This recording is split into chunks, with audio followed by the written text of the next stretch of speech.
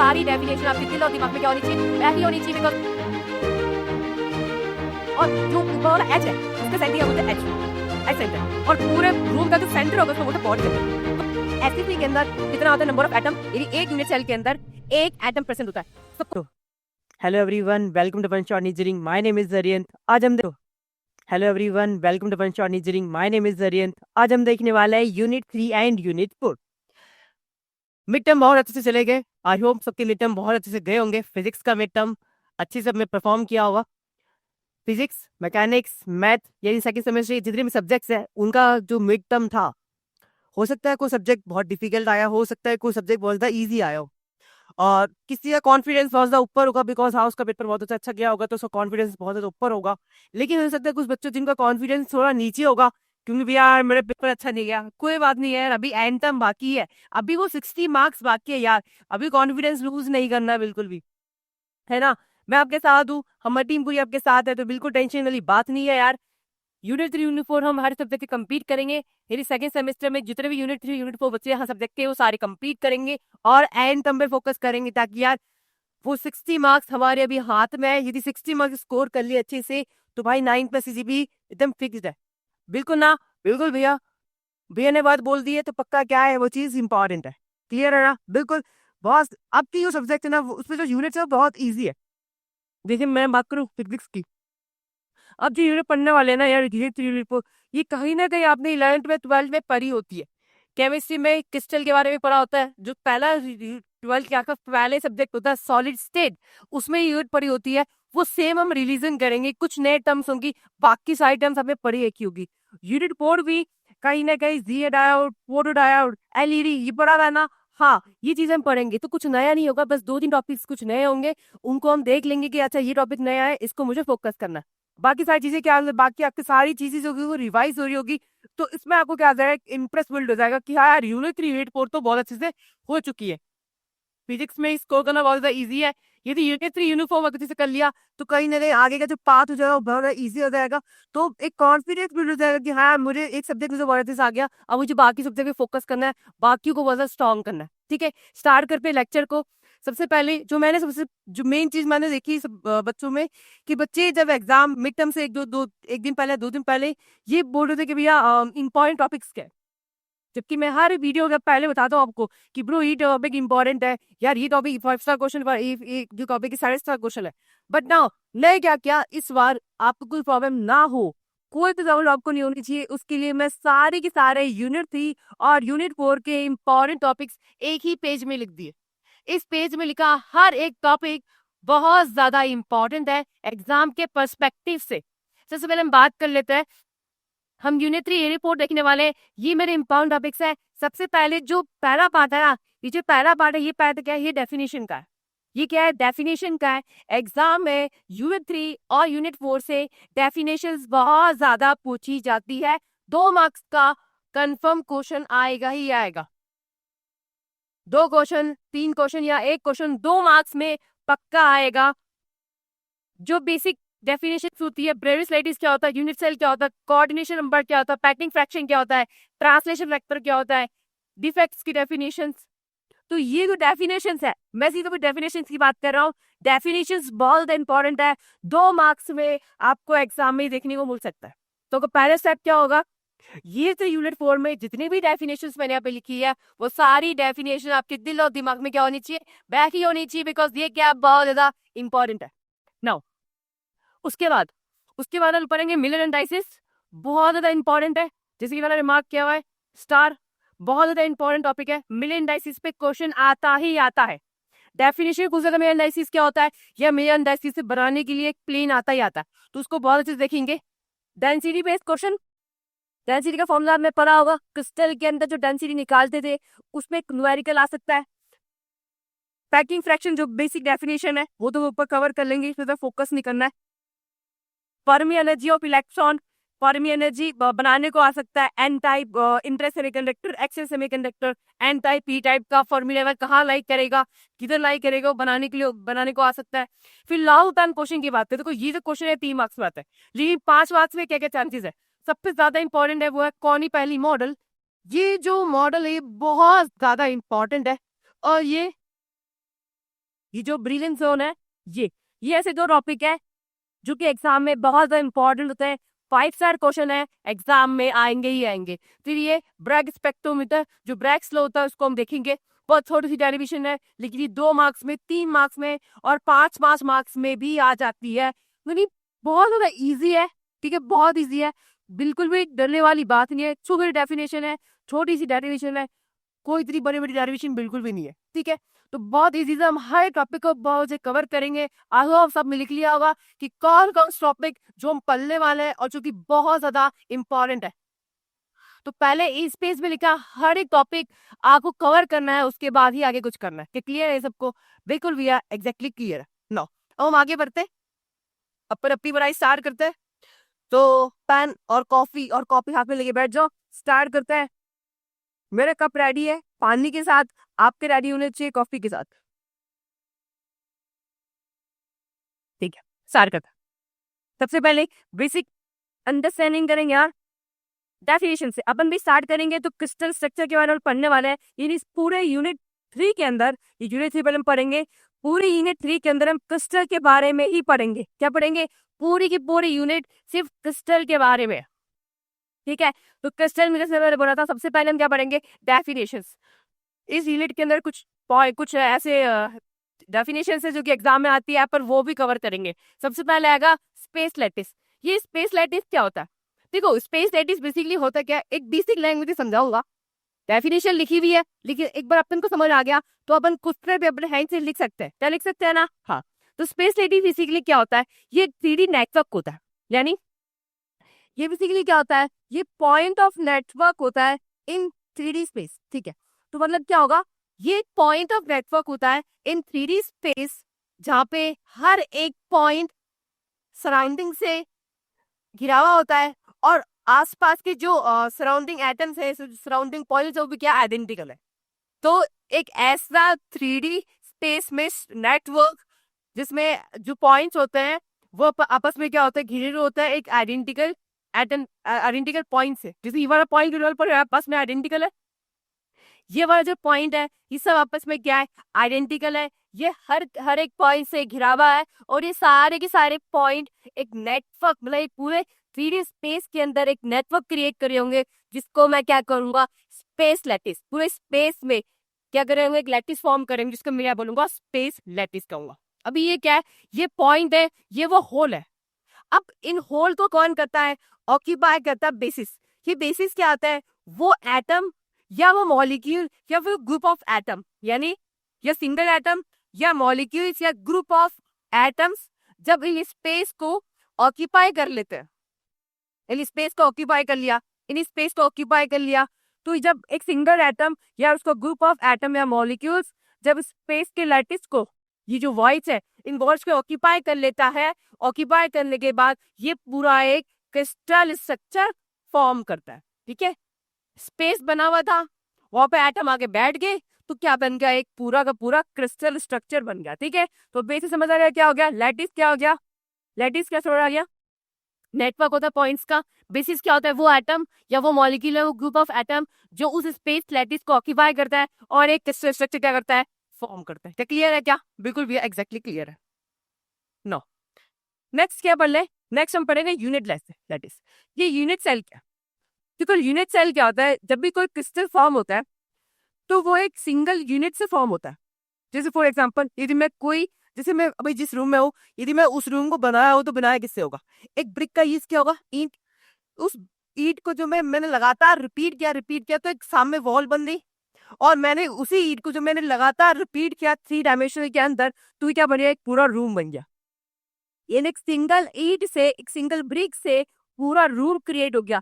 तो unit cell क्या होता है? वो स्मॉलेस्ट या वो फंडामेंटल बिल्डिंग ऑफ ब्लॉक, वो फंडामेंटल पीस जिसको रिपीटली अगेन एंड अगेन, जब मैं उसको रिपीट करता हूँ इन द 3D स्पेस, तो वो क्या करता है? एक क्रिस्टल स्ट्रक्चर फॉर्म करता है। जब भी लिखा हुआ है, it is defined as the fundamental building of block of a crystal which can generate complete crystal by repeating its dimension. जब उसको डिफरेंट डायमेंशन के अंदर, डिफरेंट डायमेंशन के अंदर उसको मैं रिपीट करता हूँ, किसको? यूनिट सेल को, तो वही क्या कर देता है, एक कंप्लीट क्रिस्टल स्ट्रक्चर मुझे दे देता है। ठीक है, तो यूनिट सेल क्या होता है, वो स्मॉल पार्ट, उसको रिपीट करो रिपीट करो रिपीट करो, तो एक क्रिस्टल स्ट्रक्चर मुझे दे देगा। क्या क्लियर है क्या? बिल्कुल। फिर आता हमारा प्रिमिटिव सेल और प्रिमिटिव लैटिस। प्रिमिटिव लैटिस क्या होता है, देखो हम अपने जो यूनिट सेल होता है ना, जो यूनिट सेल होता है, उस यूनिट सेल को हम क्यूब से रिप्रेजेंट करता है, इस तरीके से, ये इस तरीके से हम क्यूब से रिप्रेजेंट करते हैं। ठीक है, और जो एटम्स होते हैं उनको मैं स्पेयर से रिप्रेजेंट करता हूँ। ठीक है, तो बेसिकली कहने का मतलब ये है, प्रिमिटिव लैटिस क्या होता है।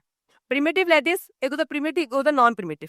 प्रिमिटिव यूनिट सेल ये होता है कि जब भी यूनिट सेल के अंदर एटम जो वो सिर्फ कॉर्नर से प्रेजेंट हो, देखो या वो कॉर्नर से प्रेजेंट हो सकता है या 8 कॉर्नर्स हो गए, या फिर आपकी वॉल है, वॉल का जो सेंटर है, अब भी वॉल की तरफ देखो, अच्छा मेरी वॉल है, वॉल का जो सेंटर है वो फेस सेंटर होता है, और जो ऊपर वाला एज है उसके सेंटर क्या बोलते हैं, एज, एज सेंटर, और पूरे रूम का जो सेंटर होगा उसको बोलते हैं बॉडी सेंटर।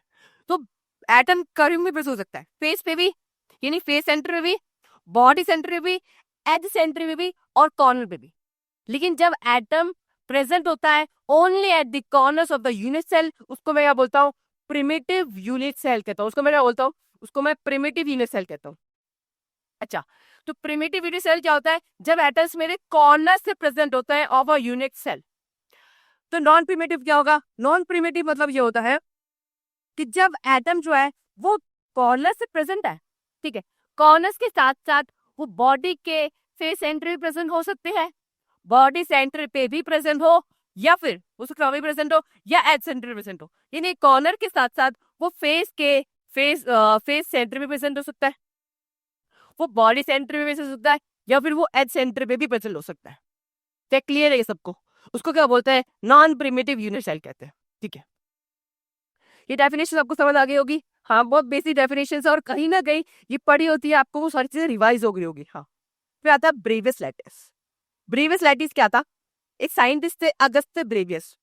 हाँ, अरियन ब्रेवियस, अगस्त्य ब्रेवियस। ठीक है, अगस्त्य ब्रेवियस साइंटिस्ट थे, उन्होंने एक 7 क्रिस्टल को आइडेंटिफाई किया, यानी Brevis showed that 14 type of unit cell are possible and they are group of 7 crystal. 7 crystal उन्होंने देखे, उस बोला 7 क्रिस्टल के अंदर 14 type of unit cell possible है। यानी 7 क्रिस्टल कौन से है, रोम्बिक, मोनोक्लिनिक, ट्राइक्लिनिक, याद है, ऑर्थोरोम्बिक, वो 7 क्रिस्टल।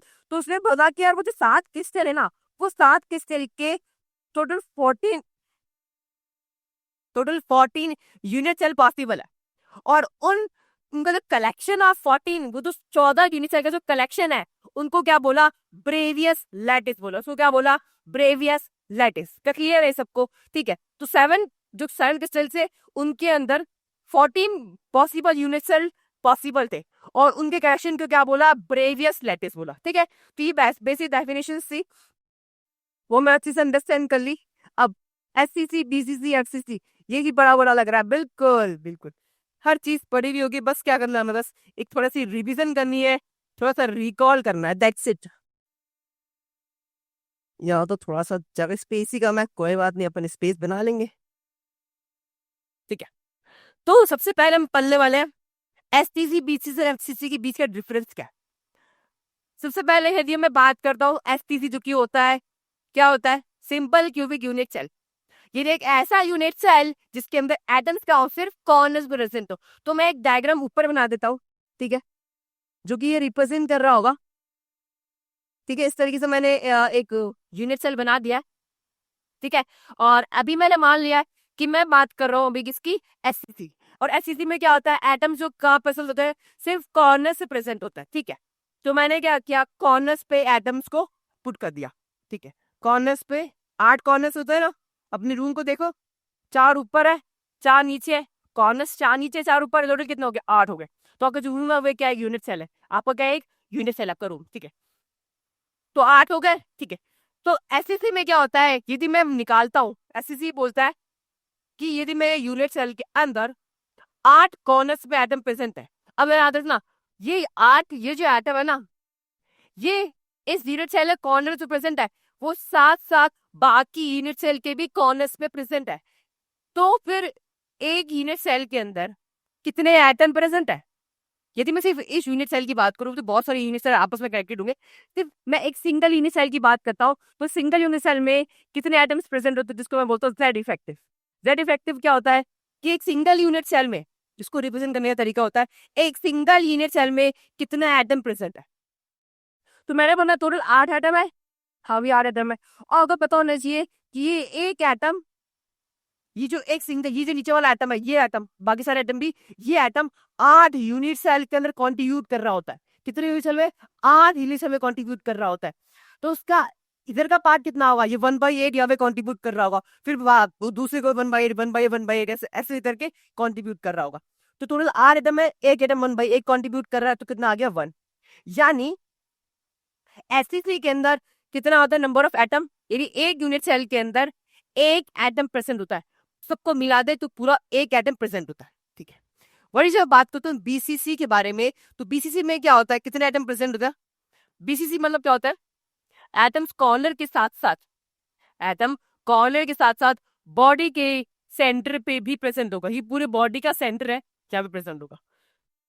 तो कॉर्नर एटम 1/8 कॉन्ट्रीब्यूट करते हैं, और जो बॉडी के सेंटर होता है ना, क्योंकि पूरा एटम यूनिट सेल के अंदर है, तो उसको पूरे को एक काउंट करेंगे तो ये आप 1, यानी टोटल एटम्स कितने आ जाएंगे? 2। तो बीसीसी में एक यूनिट सेल के अंदर 2 एटम प्रेजेंट होते हैं। वहीं पे एफसीसी में कितने होते हैं?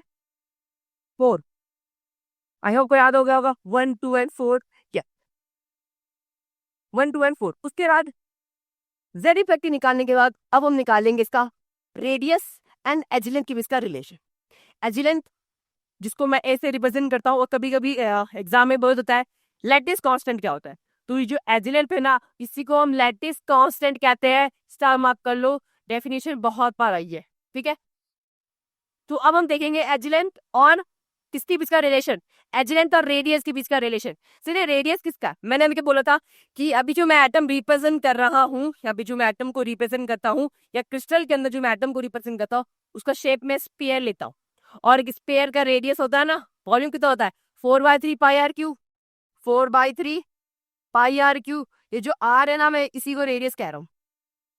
अब क्योंकि ये अभी तो मैं छोटे दिखाया, लेकिन ये बहुत बड़े बड़े होते हैं, तो आपस में क्या हो रहा था? टच कर रहे होते हैं। इस तरीके से क्या हो रहा है? टच कर रहे होते हैं।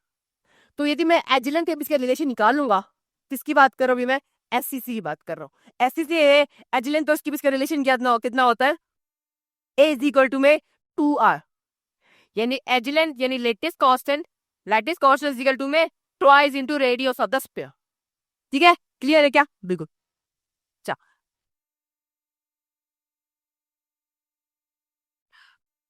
एफसीसी और बीसीसी में कितना होता है?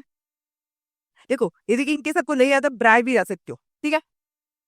अच्छा, एजिलेंट एफसीसी में कितना होता है? देखो बहुत इजी होता है। ए इज इक्वल टू में 2r, यहाँ पे था, इसको याद करने का तरीका ए अपॉन में 2√2 या 2 अपॉन a√2 होता है। बताओ कितना होता है? फॉर एग्जाम्पल आप भूल गए तो मैं डायरेक्शन करके दिखा देता हूँ, वो आपके अंडरस्टैंडिंग के आपको याद रहे। जैसे मैंने बोला एटम से हमने निकाला था, यदि मैं बीसीसी की बात करता हूँ, बीसीसी में तो सेंटर वाले एटम को लेना। तो यदि मैं कुछ अच्छे से डायग्राम बनाता हूँ, उसको कलर चेंज करके डायग्राम बना देता हूँ, तो देखो ये वाला एटम कुछ इस तरीके से होगा, ये सेंटर वाला एटम कुछ इस तरीके से, मतलब वो अभी तो छोटे दिखा है, लेकिन जब आप 3 डायमेंशनल देखते हो तो एटम बड़ा होता है ना, पूरा इसको ऑक्यूपाई कर रहा होता है, और ये कॉर्नर वाला एटम कुछ इस तरीके से होगा। ठीक है। तो मैंने क्या किया, इस तरीके से ये ट्रायंगल देखा। आपको ये ट्रायंगल दिख रहा होगा, मैंने अभी जो ड्रॉ किया है, मैं कलर चेंज करके फिर से ड्रॉ कर देता हूँ। इनकी सबको एग्जाम में याद रहा है कि रेडियस रेडियस और रिलेशन क्या है। बहुत सारे फॉर्मूले होते हैं यार लाइफ में, तो कोई नहीं, हाथ तो ड्राइव कर सकते हो, हाथ तो ड्राइव कर सकते हो। कॉन्फिडेंस अपने अंदर बहुत होना चाहिए कि नहीं यार मैं ड्राइव कर सकता हूँ, काम नहीं सोचता हूँ उसको ड्राइव कैसे करना है। ये करने के बाद ये पार्टूस लगा दो। ठीक है, ये हमारा एजिलेंट है, ये आपको दिख रहा है, ये वाली लाइन एजिलेंट है, तो मैंने यहाँ पे ए स्क्वायर कर दिया, एजिलेंट एजिलेंट। ठीक है, परपेंडिकुलर स्क्वायर प्लस बेस एक स्क्वायर, बिकॉज नीचे एक स्क्वायर बनता है, तो स्क्वायर का जो दाहिनी तो साइड रूट 2 होता है, तो साइड रूट 2। ठीक है, okay. Now next is equal to है हाइपोटेनस का स्क्वायर। तो ये है हमारा रेडियस आर, ये रेडियस आर, आर और ये आर, तो पोल में कितना आ गया 4r। ये 4r कैसे आया?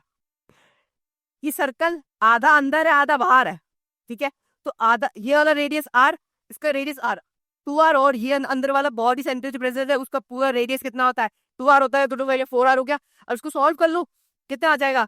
3a² is equal to 4r², तो ये आ जाएगा √3/2 इंटू a आ जाएगा, ठीक है, क्लियर है? तो इसका कितना आ जाएगा? √3/2 इंटू a, ठीक है। तो ऐसे ही आप क्या ड्राइव कर सकते हो एफसीसी के लिए? बिल्कुल भैया, हम एफसीसी के लिए भी ड्राइव कर सकते हैं, बहुत इजी होता है। चलो आपके ड्राइव कर ही देता हूँ। एफसीसी मैंने क्या बोला था? अच्छा, ये तो बहुत गंदा सा डायग्राम बन गया इधर, मैं फिर से बना देता हूँ एफसीसी के लिए। ये क्यूब है, ठीक है, ये क्यूब है, सेंटर में प्रेजेंट होता है या कहाँ प्रेजेंट होता है भैया? कॉर्नर में प्रेजेंट होता है। क्या आप किसके लिए एफसीसी की बात कर रहे हो ना? तो एक तो कॉर्नर से प्रेजेंट होंगे एटम्स, तो मैं एक ये वाला कॉर्नर लेट कर लेता हूँ, एक ये वाला कॉर्नर, और एक बॉडी के सेंटर पे भी प्रेजेंट होगा। किसके सेंटर पे?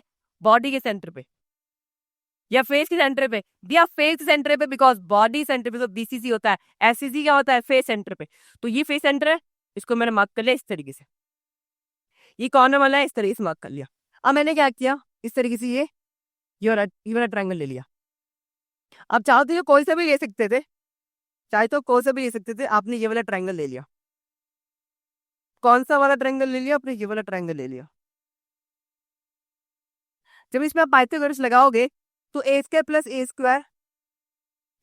Plus a² is equal to 4r², 4r का होल स्क्वायर, 4r का होल स्क्वायर, यह जगह 2a² is equal to r² into 4, ठीक है। स्क्वायर से ये हट जाएगा, उसमें √2 आ जाएगा, तो आ जाएगा √2 डिवाइड बाई 4। आप रैशनलाइज करना चाहो रैशनलाइज कर सकते हो, तो 2/√2 आ जाएगा, ठीक है। कितना आ जाएगा? √2 डिवाइड बाई 4 भी आप लिख सकते हो यहाँ पे, ठीक है। तो यहाँ पे हमने निकाल दिया क्या, किसके अंदर? इसके अंदर एजलेस के रिलेशन कितना होता है? √2 divide by 4 is equal to r, ठीक है। ये तो बेसिक अंडरस्टैंडिंग थी। ये क्यों निकाल रहा हूं मैं?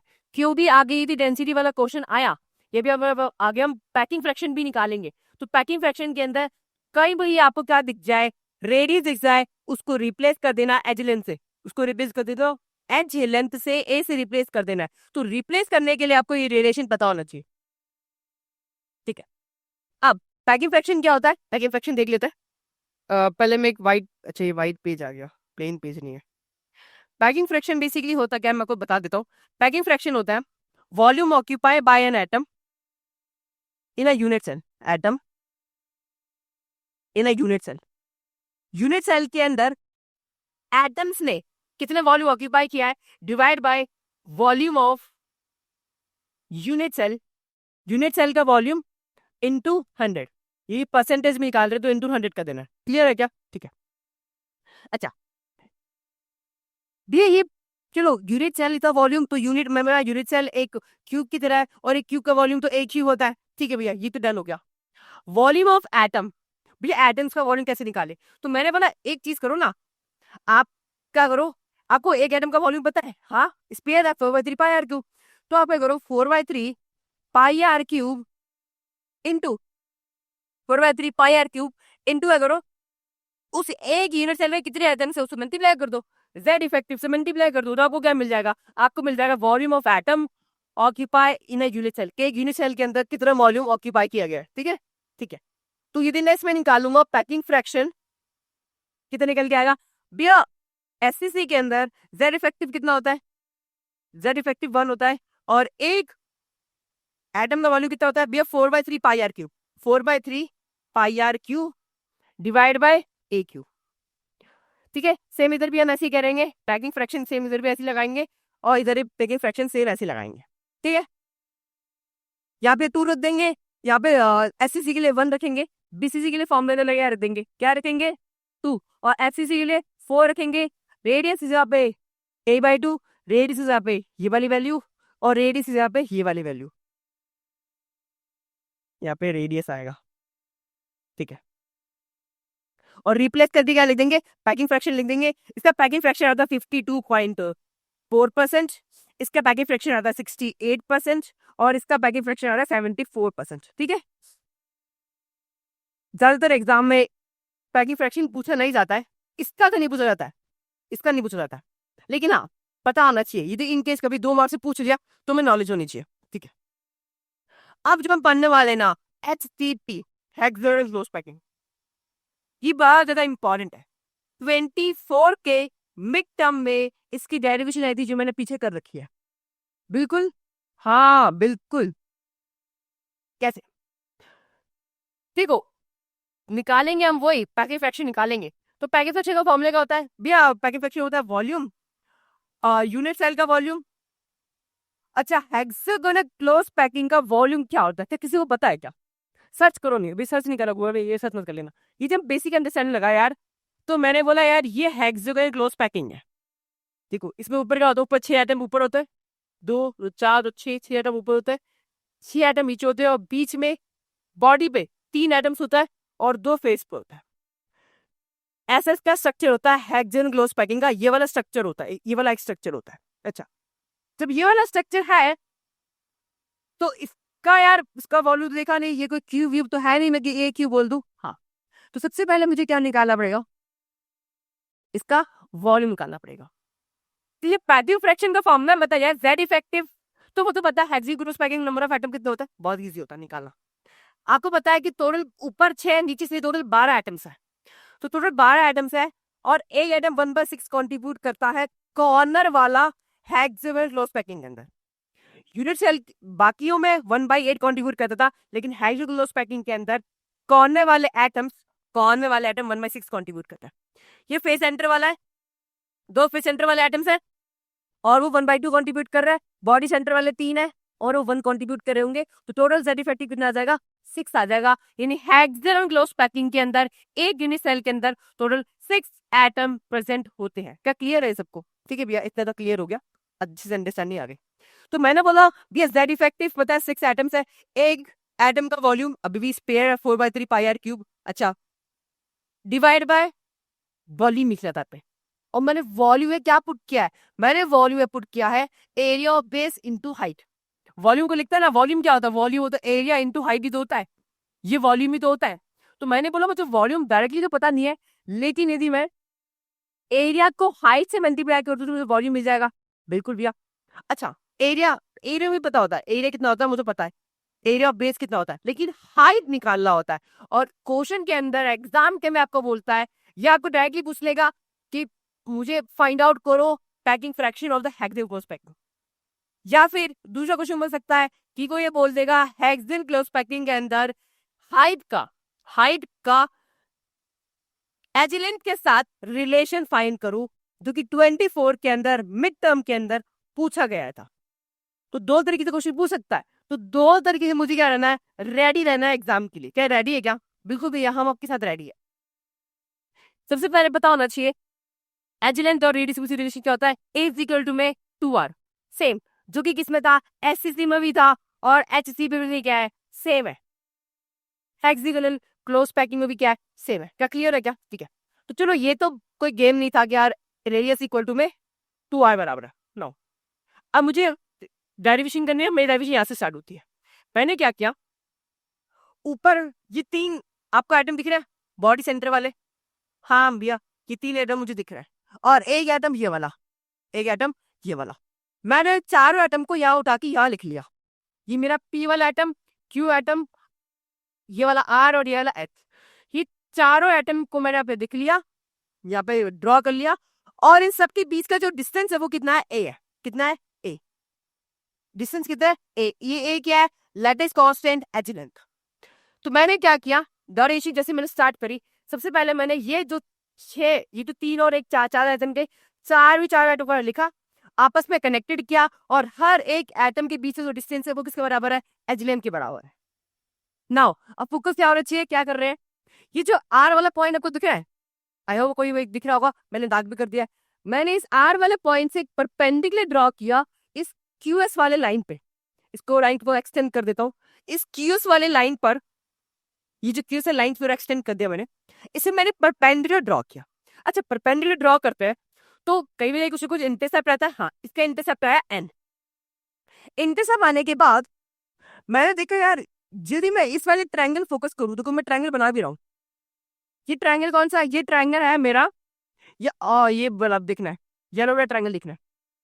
एन, एस और आर यहाँ पे लगा दिया मैंने एक पाइथागोरस थ्योरम। क्या लगा दी? पाइथागोरस थ्योरम, परपेंडिकुलर का स्क्वायर, परपेंडिकुलर स्क्वायर बेस का इक्वल टू में हाइपोटेन्यूज का स्क्वायर।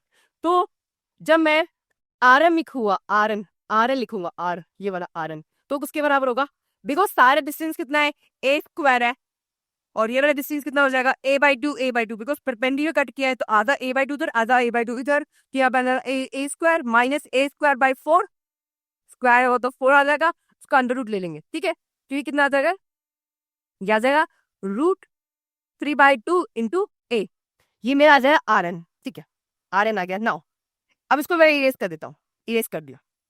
क्या किया था मैंने? फिर से रिपीट कर देता हूँ, जो भी कंफ्यूजन हो, कोई कंफ्यूजन होनी चाहिए। मैंने अपनी डेरिवेशन स्टार्ट करी और मैं क्या डेरिवेशन परफॉर्म कर रहा हूँ? मैं एज लेंथ और हाइट, बिकॉज एग्जाम पे ज्यादातर जो हाइट है वो सी से रिप्रेजेंट करता है। वो ये बोल देता है कि सी और एज लेंथ की इसका रिलेशन निकालो, तो वो सी नहीं, वो सी हाइट को रिप्रेजेंट करने का तरीका है। तो जब भी बोले हाइट और एज लेंथ के बीच का रिलेशन निकालना है हेक्सागोनल क्लोज पैकिंग के अंदर, तो सबसे पहले आपको इस अच्छे से डायग्राम ड्रॉ कर देना है। से आपकी डेरिवेशन यहाँ से स्टार्ट होने वाली है। हमने क्या किया? एक आर से परपेंडिकुलर ड्रॉ किया क्यू एस वाली लाइन पर, क्यू और एस वाली लाइन पर, क्योंकि एन वाले पॉइंट पर इंटरसेप्ट कर रहा था। परपेंडिकुलर एकदम मिड में गया था, इंटरसेप्ट मिड में किया था, तो a/2 डिवाइड किया। हमने इस वाले ट्रायंगल के अंदर इस एन एस और आर वाले ट्रायंगल के अंदर पाथोस लगाया और वहां से मैंने आर एन कैलकुलेट कर लिया। ठीक है, नाउ अब इस पॉइंट पी पे था, ये वाला जो पॉइंट बी है, इस पॉइंट पी से मैंने क्या किया? एक परपेंडिकुलर ड्रॉ किया। जब मैं इस पॉइंट पी से परपेंडिकुलर ड्रॉ करूंगा, एकदम एक्जैक्टली परपेंडिकुलर ड्रॉप किया, ऐसे परपेंडिकुलर ड्रॉप किया, तो जैसे परपेंडिकुलर ड्रॉ करूंगा, ये जो लाइन आपको दिख रही है आर एन वाली, जो भी हमने आपको याद है यहाँ पे ड्रॉ करी थी, हाँ, इस आर एन वाले लाइन को, ये परपेंडिकुलर वाली लाइन, बिकॉज मैंने डायग्राम बहुत छोटा बनाया है, आप एग्जाम में थोड़ा क्लियर बनाना, बड़ा बनाना, ये परपेंडिकुलर जैसे मैंने ड्रॉ करी, इस तरीके से ड्रॉप हो रही है, ये इस आर एन वाली लाइन को इंटरसेक्ट कर रहा है। आपको दिख भी रहा होगा, हाँ, रेड लाइन इंटरसेप्ट कर रही है। ये इंटरसेप्ट किस रेशियो में करती है? किस रेशियो में करती है? रेशियो बोला मैंने, ये 1:2 में इंटरसेप्ट करती है। किस रेशियो में? 1:2 में इंटरसेप्ट करती है, 1:2 में इंटरसेप्ट करती है। क्या क्लियर है क्या? मैं फिर से रिपीट कर देता हूँ। मैंने इस पी वाले पॉइंट से एक परपेंडिकुलर ड्रॉ किया जो उस आर एम वाले लाइन को इंटरसेप्ट कर रहा था 1:2 में। ठीक है भैया, क्लियर है? बिल्कुल क्लियर है। उसके बाद क्या किया? ये जिस पॉइंट पे इंटरसेक्ट कर रहा था, इस वाले पॉइंट को मैंने ओ नाम दिया। मैंने बोला ये आर कितना होगा? आर रोको, हाँ वही वही, हाँ, तो ये आर क्या होगा? आर क्या होगा? तो मैंने आर कैसे लिखा? आर कैसे लिखा हमने? देखो आर कैसे लिखा। आर क्या होता है? पूरी लेंथ कितनी थी? ये पूरी लेंथ तो आर एन है, पूरी लेंथ आर एन है। आपको क्या चाहिए? आर तो आर तक का रेशियो कितना है भैया? का रेशियो 2 है, और टोटल रेशियो कितना है? 2 + 1 3। तो आपने क्या लिखा? 2/3 इंटू आर एन। पूरा लेंथ कितना है? पूरा लेंथ आर एन है, आर तक का रेशियो 2 है, और टोटल लेंथ का सम कितना आ जाएगा? 3। तो 2/3 into R N, that is my R. ठीक है, आर निकालेंगे, आर एन की वैल्यू पुट करके हम क्या निकाल देंगे? आर निकाल देंगे। भैया ये क्यों निकाल रहे हैं? मैं बोला अब काम आएगा कि हमने इस तरीके से ये निकाला क्यों है। ठीक है, सबका फोकस यहीं पर आ जाना चाहिए। ठीक है, अब इसी ट्रायंगल में देखो, ये वाला जो ट्रायंगल को दिख रहा है, ये वाला ट्रायंगल, ये वाला ट्रायंगल कौन सा? ये ट्यूब का ऊपर है, आर आपका नीचे है, और ये आपका ओ। इस वाले ट्रायंगल को उठा के मैं यहाँ लेके आ गया, ये जो कॉर्नर बोला ना, हाँ, मैंने क्या किया? इसको यहाँ लेके आ गया। क्लियर है क्या? ठीक है, इसमें मैंने बोला कि पी और आर के बीच का डिस्टेंस कितना है भैया? ए है, आपने बताया था, हर एक पॉइंट के बीच से, हर एक एटम के बीच का डिस्टेंस ए है। आर ओ भी हमने निकाला सर, आर ओ भैया a/√3, a/√3। ठीक है भैया, ओके भैया, ओके। अच्छा भैया पीओ क्या है? ये पीओ जो है वो पूरी हाइट क्या है इस हेक्सागोनल पैकिंग की? सी है। तो ये आर क्या हो गया? ये आर है उस हाइट का आधा ही, c/2। तो ये जो डिस्टेंस है ये डिस्टेंस मेरा c/2 है, यानी जो मेरा परपेंडिकुलर है इस ट्रायंगल के अंदर जो मेरा परपेंडिकुलर है वो c/2 है। बेस मेरा a/√3 है और हाइपोटेनस a है। क्या यहाँ पे मैं पाइथागोरस थ्योरम लगा सकता हूँ क्या? मैं कुछ नहीं कर रहा, स्टार्टिंग में भी पाइथागोरस लगाई थी, एंडिंग में भी पाइथागोरस लगाएंगे और हमें फॉर्मूला मिल जाएगा। बहुत इजी है यार, बहुत इजी कैलकुलेशन मैंने बोला था। देखो a² = c²/4 a²/3 स्क्वायर कर दिया इस वजह से, जिसको हम सॉल्व करेंगे। आफ्टर सॉल्विंग हमारा क्या आएगा, आपको दिख रहा हो तो 2√2 a/√3। या इसको मैं अंदर ले जाऊं तो उसको अच्छे से लिख सकते हैं कि c इज माई हाइट जिसमें बोलू height of the SCP under root 8/3 into edge length. That is my derivation or that is the relation between height and edge length. Exam में आएगा, ये 2 स्टेप करने हैं। 3 मार्क्स का क्वेश्चन था, हलवा question था यार। 24 के अंदर आया था, मिड टर्म के अंदर, आप चेक कर सकते हो। जो मैं बोलता हूँ वही आता है। क्लियर है क्या सबको? ठीक है भैया, क्लियर है। ये करने के बाद हम क्या निकाला, पैकिंग फ्रैक्शन का। तो पैकिंग फ्रैक्शन में वॉल्यूम ऑफ एटम है 4/3 πr³। रेडियस को रिप्लेस कर देंगे एज से, भी हम कर सकते हैं। फाइड की जगह पे क्या मैं √a/3 इंटू a पुट कर सकता हूँ? हाँ भैया, बिल्कुल पुट कर सकते हैं। नीचे है area of base. Area of base क्या होता है? देखो ये होता है area of base 6 into √3/4 into a²। 6 √3/4 into a²। That is why area of base किसका? हेक्सागोनल क्लोज पैकिंग का। इंटू हाइट से मल्टीप्लाई कर दूंगा। जब मैं इसको सॉल्व करूंगा तो मेरे कितना आएगा 0.74 या फिर 74% पैकिंग फ्रैक्शन आएगा। एग्जाम में क्वेश्चन आएगा, हो सकता है पैकिंग फ्रैक्शन निकलवा ले 3 मार्क्स में आएगा, तो इसलिए आपको हाइट का यूज करना पड़ेगा। आपसे डायरेक्टली बोल देगा कि हाइट और रिलेशन निकालो हाइट का एज के साथ, ठीक है। या फिर ये बोल देगा आपको एरिया ऑफ बेस क्या बोलते हैं, वॉल्यूम निकालो हेक्सागोनल क्लोज पैकिंग का। तो आपको पता होना चाहिए वॉल्यूम कैसे निकालता है, area of base into height से।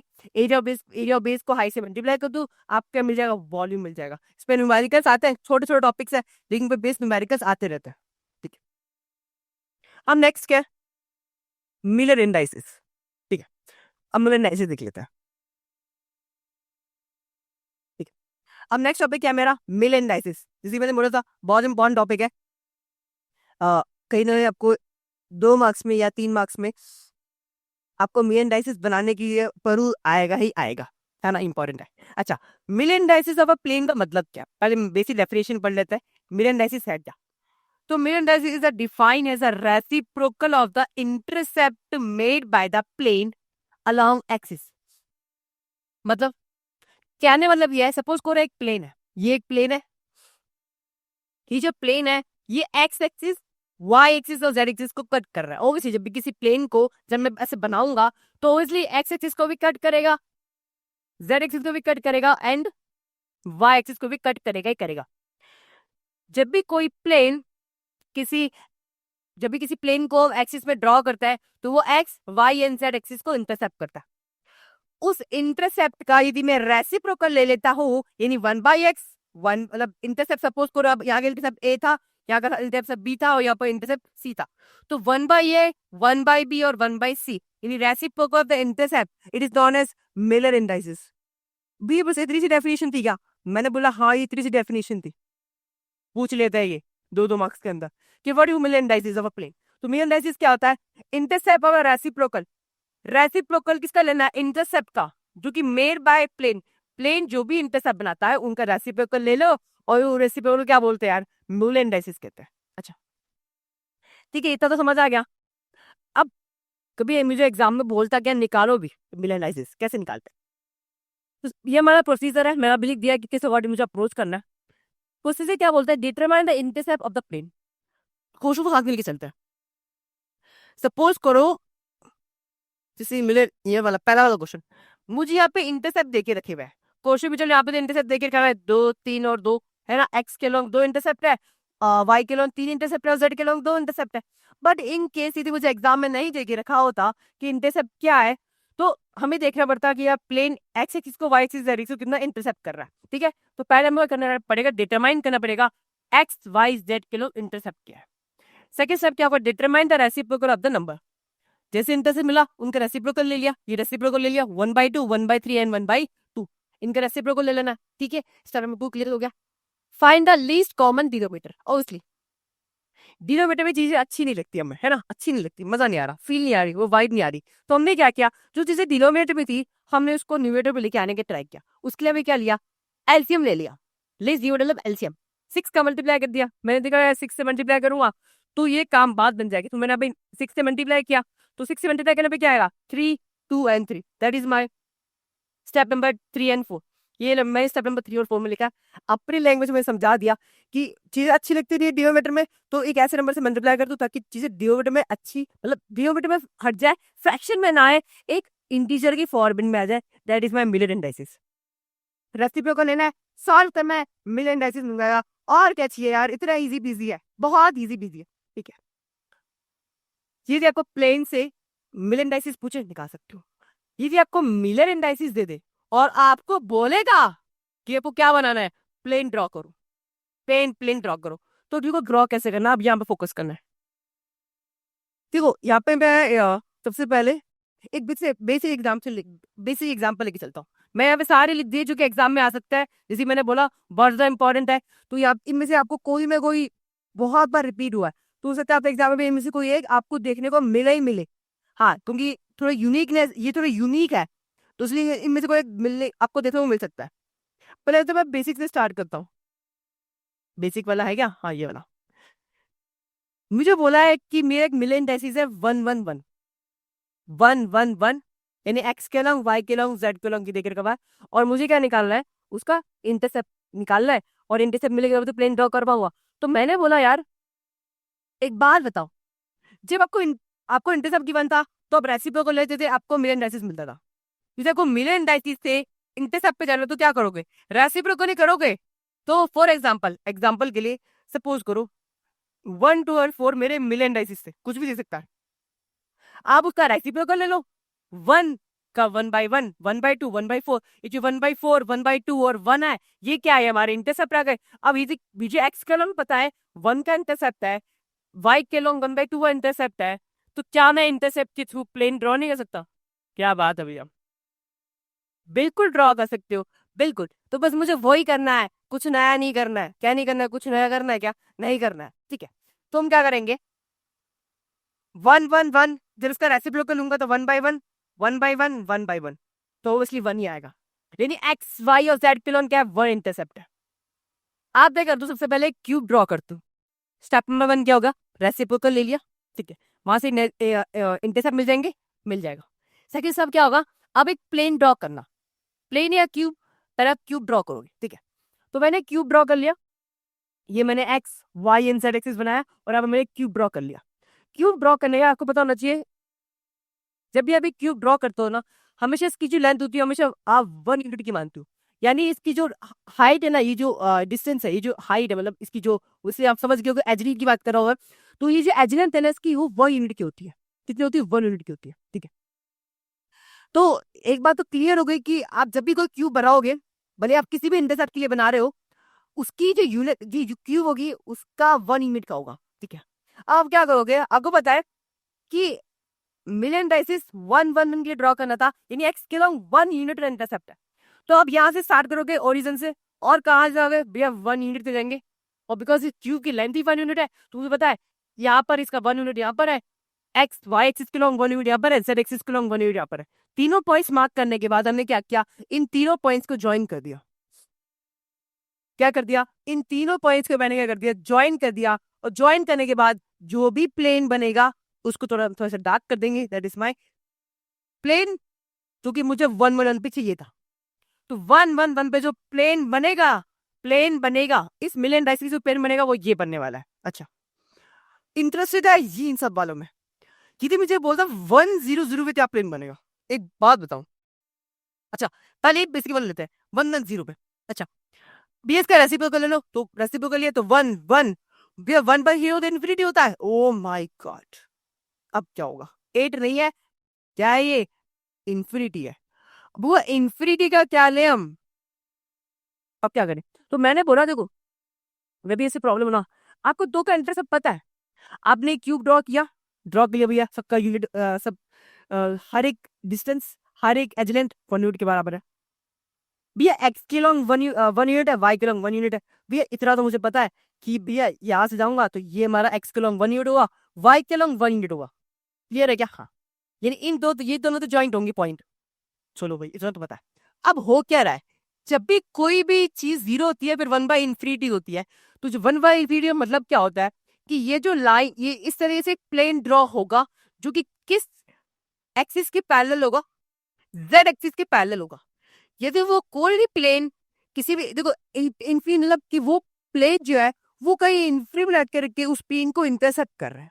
1 पे इंटरसेक्ट नहीं कर रहा, 2 पे इंटरसेक्ट नहीं कर रहा, वो इन्फिनिटी से इंटरसेक्ट कर रहा है। तो जब भी कोई प्लेन किसी इन्फिनिटी के इंटरसेप्ट करता है, यानी वो प्लेन क्या है, उसके पैरेलल है। क्योंकि पैरेलल लाइन ही क्या करती है, इन्फिनिटी से इंटरसेप्ट करती है, जो कि पता ही नहीं कहाँ जाके इंटरसेप्ट करती है।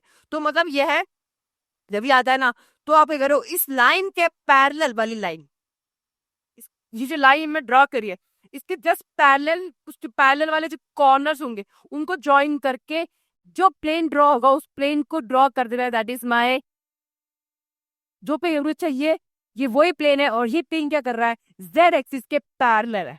ठीक है, क्लियर है क्या? ठीक है, अब ये वाला देख लेते हैं। जब 1 0 0 है तो 1 0 मतलब कि भी जेड एक्सिस और वाई एक्सिस दोनों इंफिनिटी है। तो ऐसे कौन सा प्लेन है, आप खुद ही बताओ, ऐसा कौन सा प्लेन है जो जेड एक्सिस और वाई एक्सिस दोनों के पैरेलल होता है? तो मैंने भैया एक्स एक्सिस, बिकॉज तीनों एक्सिस आपस में परपेंडिकुलर होते हैं ना, नॉट पैरेलल, या मैं पैरेलल वर्ड यूज कर रहा हूँ, परपेंडिकुलर। ऐसा कौन सा प्लेन है जो कि दोनों एक्सिस के परपेंडिकुलर है?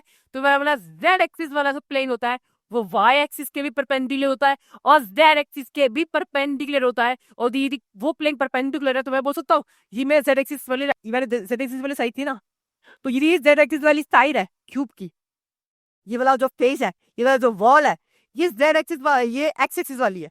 तो ये जो एक्स एक्सिस वाली फेस है, प्लेन है, ये क्या है, Y axis and Z axis के परपेंडिकुलर है। और ये क्या कहलाएगा, 1 0 0 कहलाएगा। अच्छा, यदि हमारा 0 1 0 आता मतलब कि भैया वाई एक्सिस वाला प्लेन जो होगा वो इन दोनों परपेंडिकुलर होगा, तो इन दोनों परपेंडिकुलर आ गया। यदि 0 0 1 होता, यदि 0 0 1 होता तो मतलब क्या होता भैया, जेड वाला प्लेन को डार्क करते वो परपेंडिकुलर होता। क्या समझिएगा सब? बिल्कुल भैया, हम अच्छे से समझ चुके। तो ये जितने मैंने बनाए हुए हैं एक बार अच्छे से आप ध्यान से देख लेना, बिकॉज इनमें से आपको कहीं ना आपको एग्जाम में देखने को मिलेगा ही मिलेगा। ठीक है, इंपॉर्टेंट है, देख लेना एक बार। ठीक है, ओके, बस एक बार अच्छे से अंडरस्टैंड करना है, इतना डिफिकल्ट नहीं है। एक बार जैसे खुद से ड्रॉ करके देख लिया तो बहुत अच्छे से अंडरस्टैंडिंग हो जाएगी पक्का।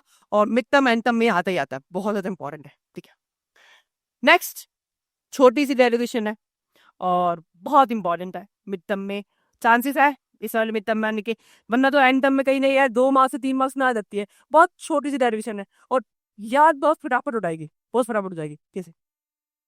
ये जो हम डेरिवेशन करने वाले हैं, पहले वाला डेरिवेशन है किसके बीच में, ये डेरिवेशन है इंटरप्लेनर डिस्टेंस और एज लेंथ का। आपको याद आदि हम एक रिलेशन निकाल के आए थे एज लेंथ और हाइट का। हाँ, अब हम देखेंगे एज लेंथ और इंटरप्लेनर डिस्टेंस। यानी इंटरप्लेनर डिस्टेंस क्या होता है? देखो क्रिस्टल क्या, ये जो जब भी कोई क्रिस्टल फॉर्म होता है ना, ये बहुत सारे लेयर से मिलकर बना होता है और लेयर्स के अंदर एटम्स प्रेजेंट होता है। तो दो लेयर्स के बीच की जो डिस्टेंस होता है ना, दो लेयर्स के बीच की जो डिस्टेंस होता है ना, उस डिस्टेंस को क्या बोलता हूँ, inter planar distance between two planes. दो प्लेन के बीच की जो डिस्टेंस होता है उसको क्या बोलते हैं, इंटरप्लेनर डिस्टेंस कहता है। क्या क्लियर है सबको? ठीक है, क्लियर है ना? तो मुझे समझ आया यार, इंटरप्लेनर डिस्टेंस क्या होता है, दो प्लेन के बीच का डिस्टेंस। ठीक है, अब इसको ड्राइव किसे करना है ये देखते हैं। तो ये आपके एग्जाम के लिए कि आपको एग्जाम में अप्रोच कैसे लिखना है, बिकॉज जब एग्जाम में स्टार्ट करती हो तब कुछ पहले पॉइंट्स लिखना पड़ता है ना, उसके बाद आप स्टार्ट करते हो ना, तो ये आपकी पीडीएफ के लिए कि हाँ आपको समझ आता है कि मुझे अप्रोच कैसे करना है। सबसे पहले हम लेट करेंगे कि हम स्टार्ट कैसे करने वाले हैं। तो हमने सबसे पहले क्या किया, एक क्यूब लेट किया। तो consider a cube with edge length a. ठीक है, तो सबसे पहले मैं क्या किया, एक क्यूब को लेट किया, एक क्यूब को लेट किया जिसकी एज लेंथ हमारी ए होगी, और एक प्लेन को लेट किया जो कि मेरा प्लेन कुछ ये ड्रॉ कर रहा है, आई जे के। एक क्यूब लेट किया जिसकी एज लेंथ ए है और एक प्लेन लेट किया जो कि है आई जे के। ठीक है, Miller indices of the plane is H, K और एल।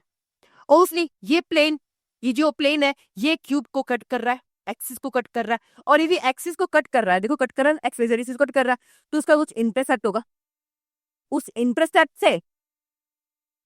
से क्या आया होगा, क्या आया होगा, क्या आया होगा, क्या आया होगा, क्या आया होगा भैया? उस इंटरसेप्ट से मिले इंडाइसिस आया, जैसे हम पढ़ के आए हुए हैं, बिल्कुल। तो मिले इंडाइसिस इन्होंने क्या बोला, let the Miller indices of the plane that is I J K उधर था, ये एच के आई क्या है, ये उसके मिले इंडाइसिस है, ठीक है। अब ये वाला पॉइंट बहुत ध्यान से सुनना है, और ये पॉइंट है क्या, ये देख लेते हैं।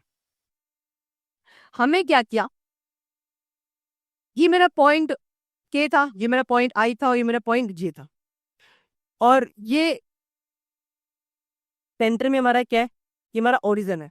हमने क्या किया, इस ओरिजिन से एक परपेंडिकुलर ड्रॉ किया तीनों साइड पर, प्लेन, ये देखो तीनों के साइड पे, क्या कौन तीसरा मतलब कि एक बार आई और के ऊपर परपेंडिकुलर ड्रॉ किया एच से, एक बार हमने के और जे के ऊपर परपेंडिकुलर ड्रॉ किया, जैसे आपको दिख रहा होगा, और यहाँ पे ड्रॉ करेंगे। अभी सिर्फ हम एक को फोकस कर रहे हैं, तीनों को भी सेम ड्रॉ कर रहे होंगे, वो मैंने आपको पहले बता दिया। हमने क्या किया, ओरिजिन से एक परपेंडिकुलर ड्रॉ किया हर एक साइड पर। जैसे हम ड्रॉ करेंगे, एक तो ये किसी एल वाले पॉइंट जा करके क्या कर रहा है, इंटरसेप्ट कर रहा है, तो हमने एक परपेंडिकुलर ड्रॉ किया फ्रॉम पॉइंट एच, ठीक है, ओरिजिन से, और एच एल हमारा क्या है, वो perpendicular, H L is my perpendicular, जो मेरे ओरिजिन से ड्रॉ किया। नाउ ये सारी पॉइंट सारी चीजें लिखी हुई है। अब हमने क्या किया, सबसे पहले हमने क्या लिखा, उन सभी का इंटरसेप्ट लिख लिया। क्या किया, इंटरसेप्ट, इंटरसेप्ट क्या था, इंटरसेप्ट क्या था, ये वाला इंटरसेप्ट, ये तीन इंटरसेप्ट है ना, तो ये इन इंटरसेप्ट को मैंने लिख लिया। आपको पता है O A, O B and O C intercept, आपको पता है मिलियन डाइसिस गिवन थे, तो मिलियन डाइसिस जो रेसिप्रोकल होगा कहलाता है, इंटरसेप्ट कहलाता है। तो 1/h 1/k और 1/l ये नहीं कहलाएगा, इंटरसेप्ट कहलाएगा उस प्लेन का, किसमें, एक्सिस में। बिकॉज मिलियन डाइसिस पता था आपको, मिलियन डाइसिस पता था एच, के और आई, तो आपको पता है यदि मैं उसका रेसिप्रोकल ले लेता हूँ तो मुझे क्या मिल जाएगा, इंटरसेप्ट मिल जाएगा। क्या मिल जाएगा आपको, इंटरसेप्ट मिल जाएगा। तो मैंने क्या किया, 1/h 1/k और 1/l उनका रेसिप्रोकल ले गया, मुझे मिल गया इंटरसेप्ट मिल गया, ठीक है।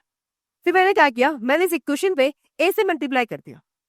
फिर आपने ए से क्यों मल्टीप्लाई किया, देखो कांस्टेंट नंबर है बेसिकली, और रेशो के अंदर मैं किसी कांस्टेंट नंबर से मल्टीप्लाई करता हूँ तो फर्क नहीं पड़ेगा। यदि मैं ए से मल्टीप्लाई करूँ तो कोई फर्क नहीं पड़ेगा, आपस में कैंसिल हो जाएंगे, इक्वालिटी में कैंसिल हो जाएंगे, ठीक है। ए से मल्टीप्लाई कर दिया, ए से मल्टीप्लाई कर दिया, ए बाई एच, ए बाई की और ए बाई एल आ गया, ए बाई एच, ए बाई की और ए बाई एल आ गया। आने के बाद अब हमने क्या किया, लास्ट 1/1 एक ही ट्रायंगल पिक करेंगे और कॉस की इक्वेशन लगाएंगे, कॉस की इक्वेशन परपेंडिकुलर अपन हाइपोटेनस वाली चीज, ओके। कैसे, देखो ये वाला ट्रायंगल आपको दिख रहा होगा,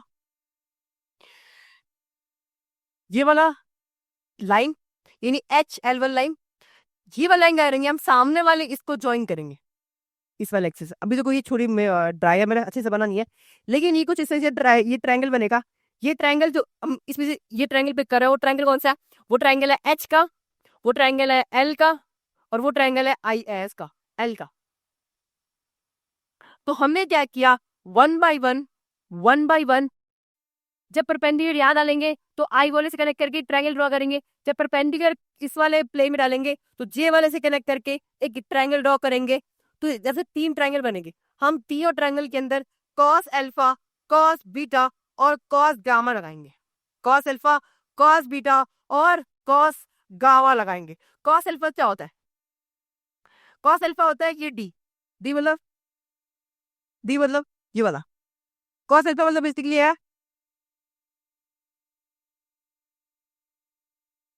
ट्रायंगल आपको पीछे बना देता हूँ, इस तरीके से होगा, बेस अपॉन हाइपोटेनस, ये होता है बेस अपॉन हाइपोटेनस होता है, बिल्कुल भैया बेस अपॉन हाइपोटेनस होता है। बेस अब क्या है, जो आपका एच एल था, एच एल वो डिस्टेंस, वो जो आपका एच एल है ना, वो डिस्टेंस क्या कहलाता है, इंटरप्लेन डिस्टेंस डी कहलाता है, तो उसको मैं डी से रिप्रेजेंट करता हूँ।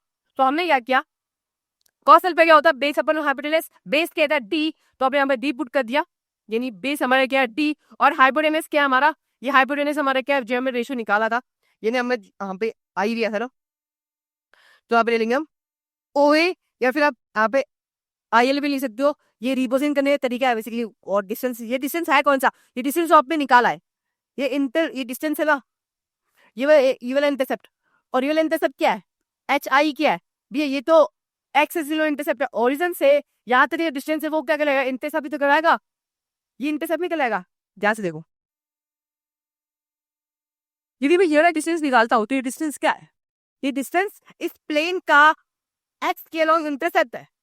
सेम यदि मैं HJ निकालूंगा आगे कॉस बीटा के लिए और कॉस गामा के लिए, तो वो जो डिस्टेंस आया वो इंटरसेप्ट ही है। तो मैंने क्या कर लिए, तीनों के तीनों इंटरसेप्ट को पुट कर दिए, और परपेंडिकुलर पर बेस अपॉन हाइपोटेनस होता है ना, तो बेस हमने डी रख दिया और हाइपोटेनस हमने रख दिया, सारे इंटरसेप्ट पुट कर दिए, और पुट करने के बाद जैसे हमने सारे इंटरसेप्ट पुट किए, हमने पे लगा दी कॉस की एक फॉर्मूला होता है, वो तो cos square alpha cos square beta और cos square gamma equal to 1। तो हमने क्या किया, कॉस की अल्फा बीटा गामा स्क्वायर का सम इक्वल टू में 1 के पुट करके, जब सबका सम 1 के बराबर होता है तो जितनी वैल्यूज थी वो सबका सम क्या इक्वल टू 1 बराबर 1 के बराबर पुट किया। सब मैंने सॉल्व किया, जब सॉल्व किया तो जब वहाँ पे सब में डी स्क्वायर बराबर ए स्क्वायर कॉमन हो रहा था, तो मैंने डी स्क्वायर बराबर ए स्क्वायर कॉमन ले लिया, ए स्क्वायर का वहां ले गया, या चाहो तो आप इसको इधर ले जाओ, ए स्क्वायर का वहां ले जाओ, जिसको डी ओवर पे जाओगे, तो जैसे आप उसको सॉल्व करोगे आपको क्या मिलेगा, आपको मिलेगा डी इज इक्वल टू में a upon under root H square plus K square plus L square. D क्या है, इंटरप्लेनर डिस्टेंस है, ए क्या मेरा एज लेंथ है, एच के और एल क्या है मेनर इंडाइसिस है। तो एग्जाम पे न्यूमेरिकल भी आता है और या फिर डेरिवेशन भी आएगी, न्यूमेरिकल हो सकता है डेरिवेशन दोनों साथ में आ जाए, इंपॉर्टेंट है। क्या किया था, एक क्यूब लेट किया, एक प्लेन लेट किया, ऑरिजिन से एक परपेंडिकुलर ड्रॉ करेंगे। अभी तो हमें सिर्फ एक ही पेज पे ड्रॉ किया, एक ही साइड पे ड्रॉ किया, तीनों साइड पे से ड्रॉ करेंगे। उसके बाद हमने सबसे पहले में क्या किया, बिकॉज प्लेन ड्रॉ किया, इंटरसेप्ट होगा, मिलन डायसिस का रेसिप्रोकल मिल गया, रेसिप्रोकल ले लिया, मेजो मिलन डायसिस मिल गया, मिलन डायसिस या फिर इंटरसेप्ट, ये इंटरसेप्ट मिल गया। कॉस उल्टा कॉस बीटा कॉस गामा में ट्रायंगल में लगाया, और लगाने के बाद मैंने क्या में लगाया, ये law of conservation of energy होती है, इसका मैं फॉर्म में लगाता हूँ तो मुझे मिल जाएगा डी और एच लेंथ के बीच का रिलेशन। छोटे से फॉर्मूला लेकिन लर्न कर लेना, न्यूमेरिकल्स इसके ऊपर एग्जाम में आते ही आते हैं, तुम ज्यादा कुछ गेम में है नहीं तो उस पर न्यूमेरिकल पूछेंगे, लो देख लो ऐसे आते हैं न्यूमेरिकल्स, बहुत हल्लो न्यूमेरिकल्स आता है, जितनी फॉर्म है सारी लेके आ गया।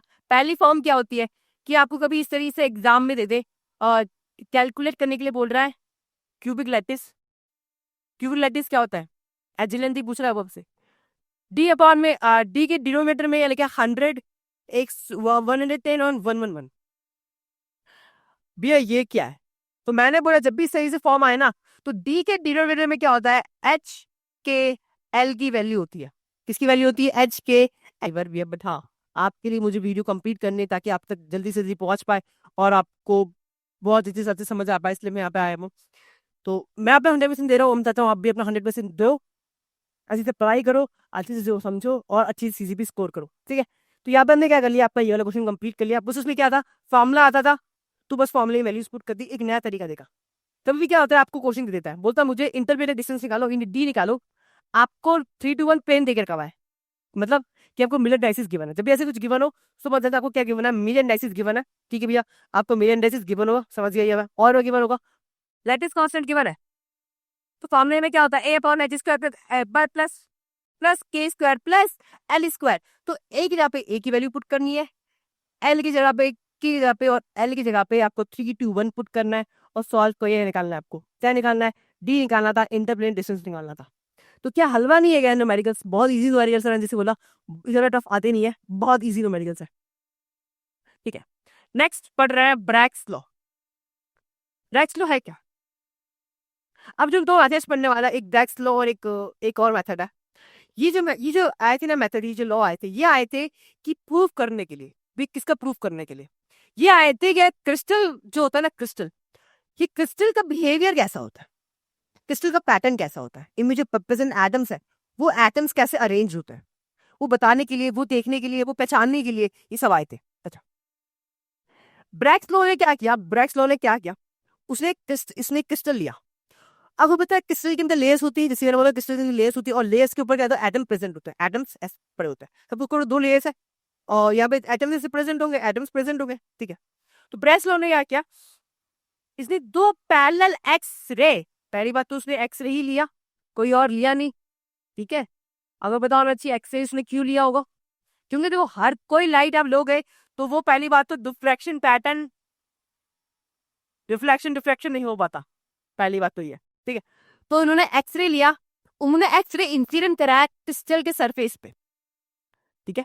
ब्रैग सेंटर थे, उन्होंने क्या किया, उन्होंने एक्सरे लिया और उन्होंने क्या किया, क्रिस्टल के प्लेन पर, क्रिस्टल के सरफेस पर इंसिडेंट कराया 2 parallel X-ray beam at the angle theta, किसी थीटा एंगल पर उन्होंने इंसिडेंट करवाया, will reflect with the same angle of the scattering. वो तो पता ही है, angle of incident, angle of diffraction, angle of scattering same ही होता है।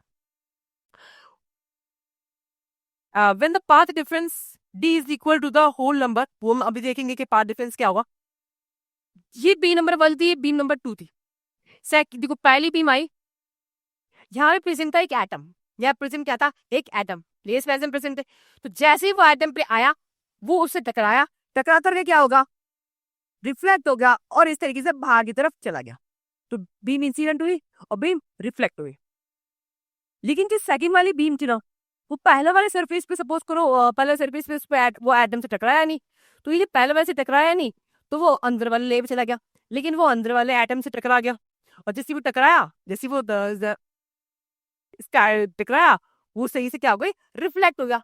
After reflection, after this reflection, because दोनों के दोनों साथ में यहाँ पे इंसिडेंट हुए थे और दोनों साथ में रिफ्लेक्ट, मतलब ओबियसली रिफ्लेक्ट साथ में हुआ है, तो इनके बीच का पाथ डिफरेंस कितना हुआ, अच्छे कुछ ना कुछ पाथ डिफरेंस यहाँ पे आया है। बिकॉज ट्रू, पाथ डिफरेंस क्यों आया है, पहली बात तो कुछ पता चलता है पाथ डिफरेंस से मतलब क्या। पाथ डिफरेंस से मतलब ये है कि देखो ये वाली बीम स्टार्टिंग, दोनों स्टार्ट यहाँ से होते, दोनों एंड यहाँ पर हो रहे, तो ये वाला जो सेकंड वाली बीम है ना, ये एक्स्ट्रा पाथ चलिए यहाँ पर, ये एक्स्ट्रा पाथ यहाँ पे चली है, ऐसे करके ऐसा एक्स्ट्रा पाथ चली है। तो जो एक्स्ट्रा पाथ है ना, ये पाथ हम कैलकुलेट करेंगे, और ये पाथ कितना होता है, इस पाथ को हम डेल्टा एक्स बोलते हैं। तो जो मेरा पाथ डिफरेंस होता है, पाथ डिफरेंस तो हम निकालेंगे, इसमें हम मान रहे हैं कि जो मेरी वेवलेंथ है वो लैम्डा से हम रिप्रेजेंट कर रहे हैं, और कंस्ट्रक्टिव इंटरफेस हमारे को देखने को मिल रहा है। तो अब हम क्या निकालेंगे, ब्रैग्स की इक्वेशन निकालेंगे। सेम इक्वेशन ली, हमने क्या किया, इसमें पता होता है जो मेरा पाथ डिफरेंस होता है वो एन लैम्डा के बराबर होता है, एन लैम्डा के बराबर होता है, एन की वैल्यू 1 2 3 4 कुछ भी हो सकती है, लैम्डा इज द वेवलेंथ। तो हमने क्या किया, मुझे पता है N lambda is equal to path difference, और पाथ डिफरेंस कौन सा है, ये वाला पाथ डिफरेंस हमारा ए बी सी, तो ये हमारा ए है, ये मेरा सी और ये हमारा बी है। तो मैंने बोला ये ए सी और बी सी, इन दोनों को सम कर दूं, ये एक्स, ये तो पाथ है मेरा ए सी और बी सी, ये दोनों पाथ एक्स्ट्रा पाथ है, इन दोनों को जब मैं सम कर दूं तो मुझे वही जो मेरा पाथ डिफरेंस ये बराबर है। तो मैंने बोला हाँ, तो मेरा जो पाथ डिफरेंस है वो A B plus B C बराबर है, और ए बी और बी सी दोनों सेम ही है, दोनों डिस्टेंस सेम ही है, तो ट्वाइस ऑफ ए बी लिख दिया, ठीक है।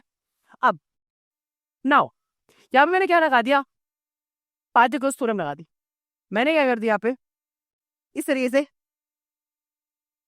एंगल निकाला, और जैसे मैं यहाँ पे ये डिस्टेंस निकाला, ये जो डिस्टेंस निकाला, ये डिस्टेंस कितना आएगा, ये डिस्टेंस आएगा डी फाइन लीटर, ए भी कितना आएगा हमारा डी साइन लीटर, कैलकुलेटर क्या आएगा। इस वाले भी जब मैं पाइथागोरस लगाऊंगा, पाइथागोरस मतलब बेस कॉस थीटा कुछ लगाऊंगा, तो मुझे क्या मिल जाएगा, यहाँ पे साइन लीटर लगाऊंगा, तो जब मैं इस तरह यहाँ पे साइन लीटर लगाऊंगा तो मुझे क्या मिलने वाला है, ए बी अपॉन में डी मिलेगा, D is my interplanar distance, जो कि पता होगा डी होता है, दो पेरिकल से डिस्टेंस होता है, तो ए बी अपॉन में डी मिलेगा, divide by sine equal to sine theta होगा। तो यहाँ से मैं क्या निकाल दूंगा, ए बी निकाल दूंगा, that is my D sine theta.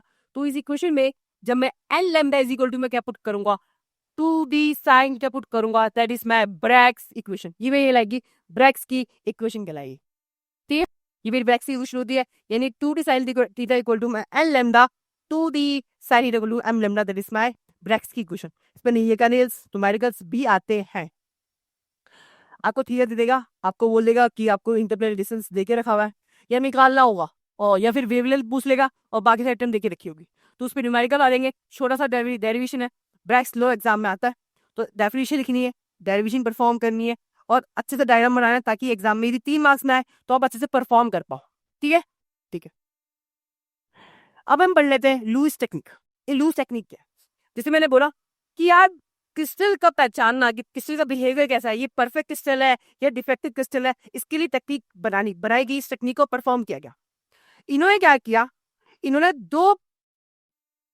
क्या बोलते हैं, यहाँ से इन्होंने एक बीम डाली, यहाँ से एक बीम इन्होंने इंसिडेंट करी, यहाँ पे इन्होंने एक सिंगल क्रिस्टल लिया, ठीक है, और यहाँ पे इन्होंने दो पैरेलल दो उन्होंने क्या लिए, परपेंडिकुलर प्लेन्स लिए, जैसे में हमें लिखा हुआ होगा कि दो परपेंडिकुलर प्लेन्स लिए, ठीक है, ताकि रिफ्लेक्शन हो पाए। ये वाला प्लेन लिया ताकि रिफ्लेक्शन हो पाए, रिफ्लेक्शन हो पाए, और ये वाला प्लेन लिया ताकि मुझे स्क्रीन पर वो पैटर्न देखने को मिले। जो पैटर्न मुझे मिलेगा वो क्या होगा, अब हम देखेंगे कि पैटर्न मुझे क्या देखने को मिलेगा।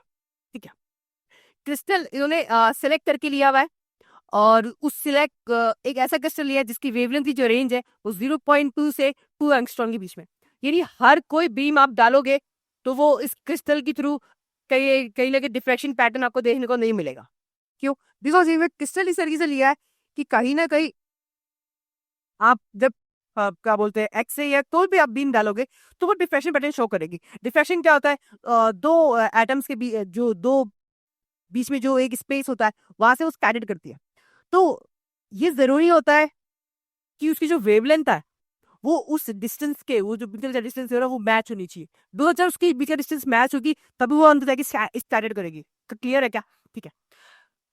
और इनका बीच का डिस्टेंस उन्होंने डी लिया, फिर उन्होंने क्या किया, जब ये एक्सपेरिमेंट परफॉर्म किया तो ऑब्वियसली इनके बीच का डिस्टेंस डी था, जो स्कैटर्ड एंगल था यानी ग्लेसिंग एंगल वो हमारा थीटा लिया इन्होंने, ब्रैक्सलॉ की इक्वेशन का यूज किया। इन्होंने देखा कि जब ये एक्सपेरिमेंट परफॉर्म किया, लाइट एंटर करी, जैसे अंदर घुसी किसके अंदर, क्रिस्टल के अंदर, ये ऐसे डाइवेट हो गए, स्कैटर हो गए, और जैसे स्कैटर हुई यहाँ पे डॉटेड कुछ पॉइंट्स मुझे देखने को मिले। तो the result of this pattern is कि मुझे एक सीरीज और स्पॉट्स देखने को मिला, और वो जो स्पॉट्स थे, जो पॉइंट्स थे, वो बहुत ज्यादा शार्प और वेल डिफाइंड स्पॉट्स थे, which is a good evidence of a perfect crystal. इन्होंने बोला कि यार मुझे यहाँ पे जो पॉइंट्स है ये एकदम परफेक्ट तरीके से दिखाई दे रहे थे, पॉइंट्स एकदम क्लियर थे, एकदम पॉइंट्स एकदम सर्कल में एकदम परफेक्ट तरीके से एकदम क्लियर थे, एक सीरीज में पॉइंट्स थे, सारे क्लियर पॉइंट्स थे। तो जब भी मुझे वेल डिफाइंड परफेक्ट पॉइंट्स दिखते हैं तो उसका मतलब है कि वो क्या है, बता रहा है कि वो जो अपने क्रिस्टल यूज किया वो परफेक्ट क्रिस्टल है। लेकिन यदि ऐसा नहीं होता, सपोज करो कुछ पॉइंट्स ऐसे मुड़े हुए होते हैं, थोड़े डिफीज पॉइंट्स होते हैं, सारे पॉइंट्स कंप्लीट नहीं होते, तो उसका मतलब मुझे पता रहता था कि वो क्रिस्टल क्या है, परफेक्ट क्रिस्टल नहीं है, कुछ ना कुछ डिफेक्ट हो, कुछ ना कुछ क्या उसमें कुछ ना कुछ एरर है, मतलब ब्रोकन है, ये क्रिस्टल हो सकता है टूटा हुआ, हो सकता है क्रिस्टल डिफेक्टेड हो। तो ये एक तरीका होता है कहीं ना कहीं पहचानने का कि क्रिस्टल परफेक्ट है कि परफेक्ट नहीं है।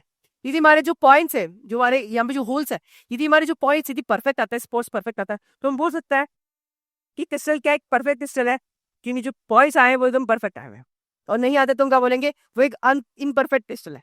तो क्लियर है क्या? ठीक है। फिर एग्जाम में आता है तो इस तरीके से ड्रॉ करना। एक न्यूमेरिकल देख लेते हैं, और समटाइम्स मुझे लगता है कि कहीं ना कहीं मिड टर्म और एंड टर्म में आपको देखने को मिलेगा, मुझे फील आ रही है ऐसी कि ये जो न्यूमेरिकल है ना, ये दो का कॉम्बिनेशन है, दो का कॉम्बिनेशन है। मैंने हाँ, ये ब्रैक्स लॉ और जो हमने दिख के आ रहा है डी के और एल्बियम के बीच का रिलेशन, ये दोनों का कॉम्बिनेशन है। क्वेश्चन क्या बोल रहा है, कैलकुलेट द ग्लेसिंग एंगल, यानी मुझे वो थीटा कैलकुलेट करना है।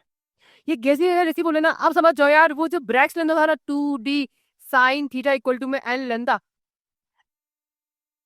लैंडा पता है सबको, पोल लेंथ होता है, डी क्या है, इंटरनल डिस्टेंस है।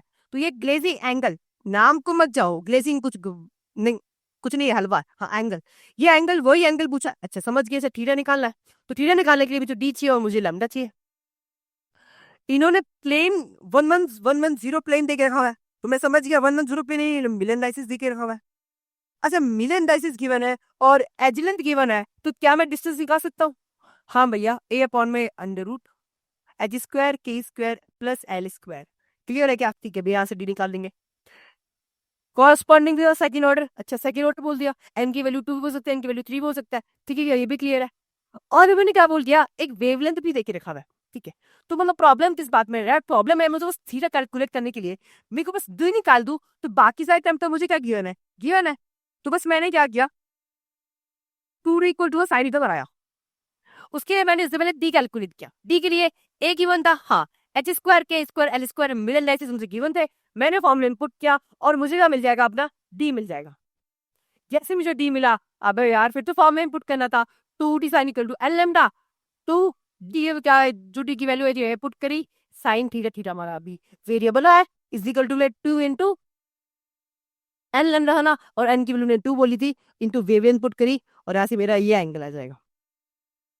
बाकी कैलकुलेशन है, ठीक है, कोई बड़ी प्रॉब्लम वाली बात नहीं है। बस ये समझना पड़ेगा कि ये 2d sine theta equal to N lambda में वेवलेंथ पता है, एन क्या होता है, जो भी आपको बोले second order third order fourth order बोले।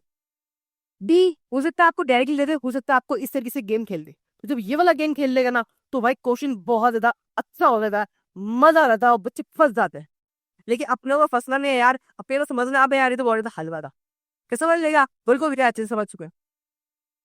तो यहाँ पर हम क्या करते हैं, यहाँ पे अपना यूनिट 3 कंप्लीट करता है, ठीक है। नेक्स्ट वीडियो हम यूनिट 4 भी कंप्लीट कर लेंगे, ठीक है। ओके, तो आई होप समझ आ गया होगा। बाकी एक बार आप वापस रिवाइज करना, जब आप एक बार वीडियो देख लेते हो ना, आप एक बार ना सोने से पहले, किसी यार एग्जाम से पहले पढ़ चुके हो उसको, वीडियो को 2-3 वीक पहले पढ़ चुके हो, तो एक बार आप जब फिर से वीडियो देखोगे ना, तो आप देखोगे आपकी एक्यूरेसी और आपकी अंडरस्टैंडिंग और ज्यादा क्लियर हो जाएगी। ऑब्वियसली पहली बार आप पढ़ रहे हो, बिल्कुल नॉलेज नहीं है, हो सकता है एक बारी में आपको वो चीजें समझ ना आए, आप स्टक कर सकते हो, बिल्कुल ये नॉर्मल सी बात है यार। जब मैं भी बहुत आता था, कोई ना कहीं वो चीजें एक बार समझ नहीं आती है। लेकिन जब आप फोकस से खुद से हैंड राइटिंग करते करते आप लिखोगे, लिख करके समझोगे, और बस 2 बार वीडियो अच्छे से उस वीडियो को देख रहे हो, बिल्कुल 2x भी देख लो, रिवाइज कर लो, जब 2x पे वो सेम वीडियो देखोगे ना, आपकी अंडरस्टैंडिंग और क्लियर हो जाएगी। और सुनने से ज्यादा, देखने से ज्यादा याद करने में फोकस करना है कि हाँ चीजें समझ आ गई, मैंने देख ली, लेकिन जब मैं खुद से रिकॉल कर पा रहा हूँ चीजों को, तो कहीं ना कहीं मैं चीजों को कनेक्ट कर पा रहा हूँ, कहीं ना कहीं वो चीजें याद है, ठीक है। तब तक के लिए goodbye, good luck, practice करते रहो और सीजीपी इंक्रीज करते रहो, और पढ़ाई के साथ साथ बाकी सारी चीजें भी करते रहो, टेंशन वेंशन लेना नहीं है यार, हम है ना, ठीक है। Bye bye.